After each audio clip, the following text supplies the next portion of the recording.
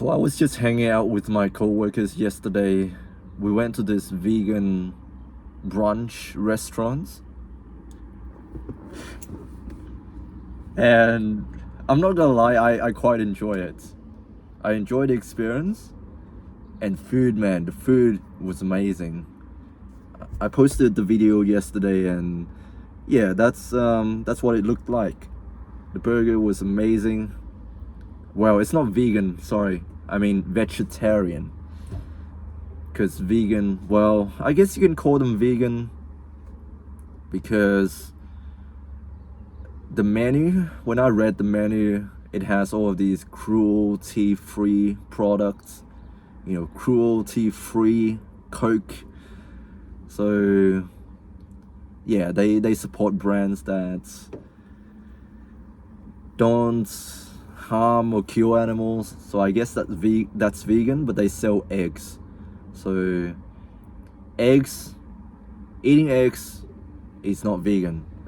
Sorry for getting technical, but yeah, they are a vegetarian/vegan restaurants. I went for brunch with the girls. It's not like that. It's not like that. I'm not trying to, be gay or by the way, there's nothing wrong with being gay. It's just, well, I don't know.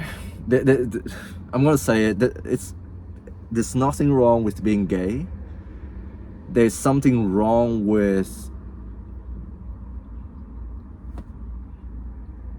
how do I say this so I don't sound like an imbecile and a complete bigot? Not that I would care too much about being seen as a bigot. I can't control how people view me anyways, but sorry, where was I? Yeah, how do I say this in the kindest way possible? There's nothing wrong with being gay. There's nothing wrong with being straight. There's something wrong with being irresponsible with your sexuality. That's all I'm gonna say. There's something wrong with being irresponsible with your sexuality, i.e., engaging in sexual acts that are not consensual, not moral, and misusing sex to control people. That's my criteria for sexual immorality. It's gotta be intentional, consensual, productive, and why there's so many people? there's so many freaking people. I'm trying to make a video. There's nothing wrong with people listening to me, but I don't know. I don't know what I'm talking about. Yeah, I really enjoyed the experience yesterday, going to brunch with my colleagues. It's good for team building. It's good for boosting morale within the units. It's good to de-stress. It's good that people, whom you work with, they relate to your struggles, and you guys can all bitch and moan together. I'm not saying to be complete negative people who always complain about stuff at work, and no, it's not like that. It's more like acknowledging our shared struggles, venting, voicing our frustrations, and building each other up, being more resilient as a whole, as a unit. You enjoy working with these people, you share their struggles, and you support each other. It's not about venting and bitching about other people, although there was a little bit of that yesterday. We do bitch about other people, but in a joking way. It's not like we are discriminating people and saying these guys are bad, don't work with them, like isolate them. It's not like that. We bitch about people, we say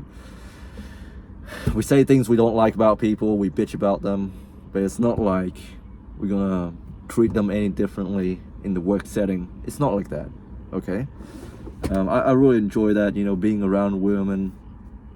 You know how women are. They bitch a lot. They complain about people. They talk about other people. That's just what women do. And me being in this female-dominated profession, when you're surrounded by girls, all that they seem to do is talking about other people, and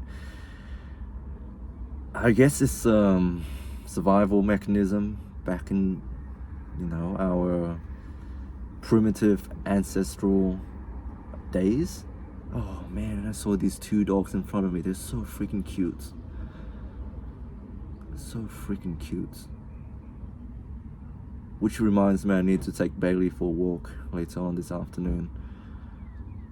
Yeah, man, I love dogs. Yeah, where was I? Yeah, I guess it's a survival mechanism. As you all know, women, they are not as physically strong as most men. So they need to develop some other parts in order to survive. And I mean this part, the cerebral part. They are more emotionally intelligent. They tend to form better relationships with others. They are usually better at soft skills, negotiating, convincing, evoking emotions in people.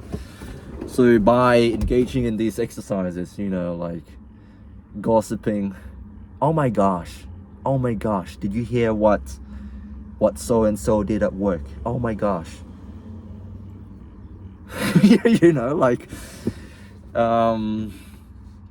That's just how we are wired, to be honest. And me being the only guy in that group, I'm not afraid of my femininity. Like I can drop my masculinity in order to fit in, and it's fine. It's fine. Like embrace both sides of you, the masculine and the feminine sides of you. The world is not just black and white. Like you gotta be angry, macho, masculine all the freaking time.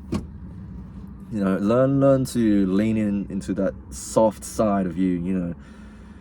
When you talk to your mother, when you talk to your sister, when you talk to your family, do you portray to them that you are this angry macho man, and demand that your sister and your mother, follow you? In some circumstances, yes, that might be necessary, but most of the time, like you would talk to your mother differently. You talk to her in a loving tone, to your sister in a loving tone, to little kids, to elderly people. Do you use this same aggressive, macho, authoritative communication style to speak to them? I don't think so. I don't speak to my patients that way. Even though I know I can be masculine, I can lean into that part of me when it's necessary. And I enjoy doing masculine things as well. But I am largely an effeminate man. And maybe that's why I gravitate towards occupations involving looking after people. I like helping people.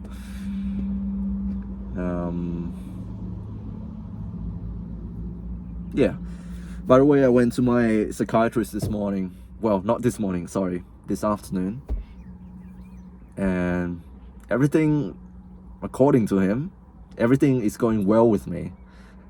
Except one thing. And that's the relationship aspect of my life.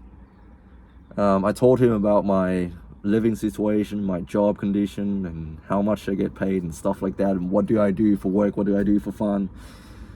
He's not overly concerned with that, but he said, well, by the way, it's not a requirement for you to be a happy human being, that you need to be in a relationship with, a woman.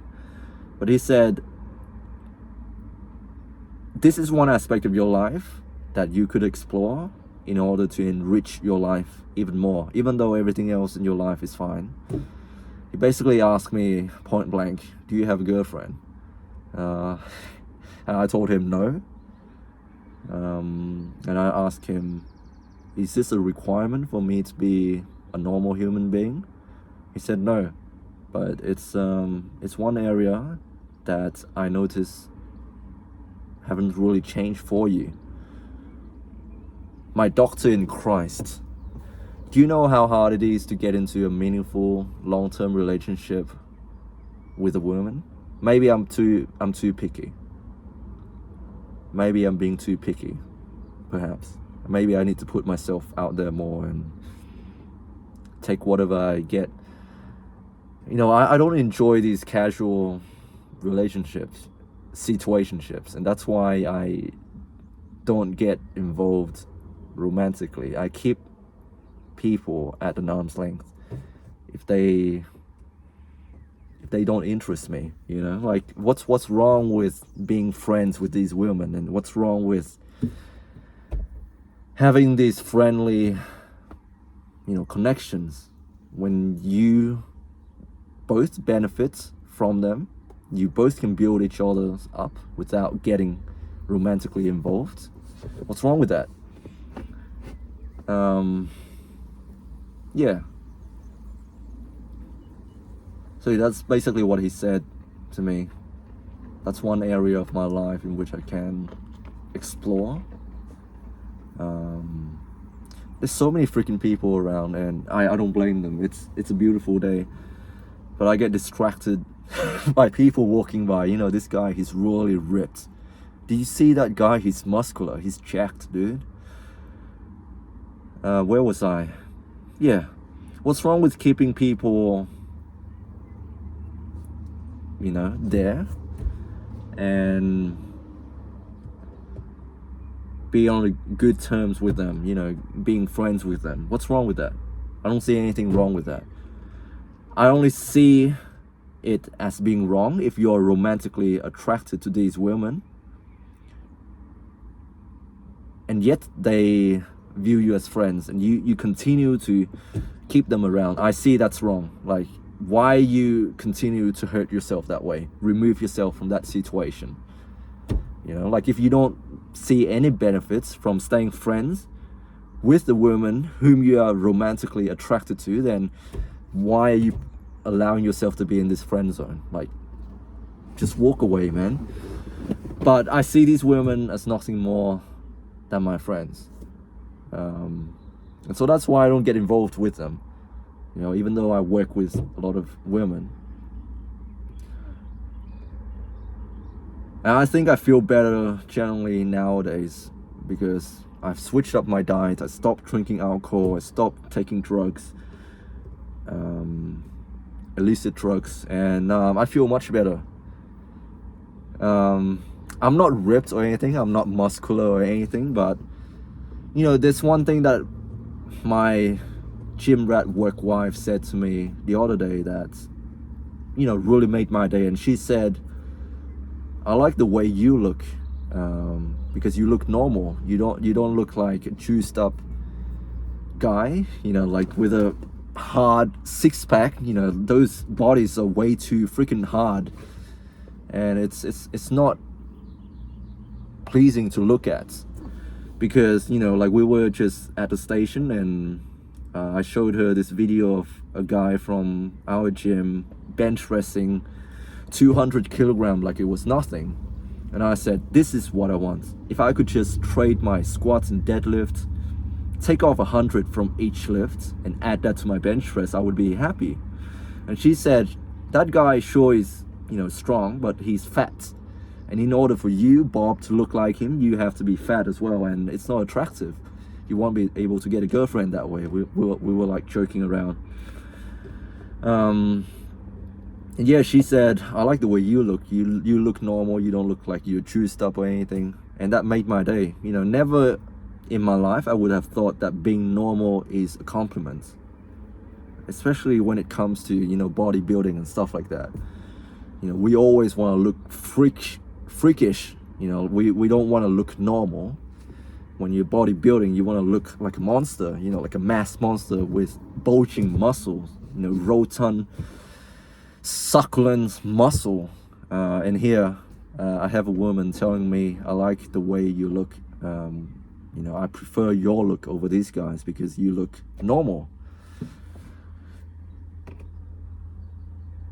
And by the way, I have nothing against my psychiatrist for asking me those questions. You know, I have a pretty good relationship with him. I've known him for years. Would I hang out with this guy? I probably would. I probably have a beer with him. I probably invite him to have a workout with me. We would probably do bench presses together. That's our relationship, you know. Like I'm saying this to give you an idea of how comfortable I am with my doctor. It's not like he was picking on me for not having a girlfriend. It's nothing like that. I'm just saying I'm able to open up to him because of this rapport that he was able to build with me over the years. Anyways, I don't know what I'm talking about. I'm gonna go home now. I'm gonna take Bailey for a walk, go to work tomorrow. Hope you guys are doing well. Stay strong. God bless. I love you all, and I'll speak to you soon.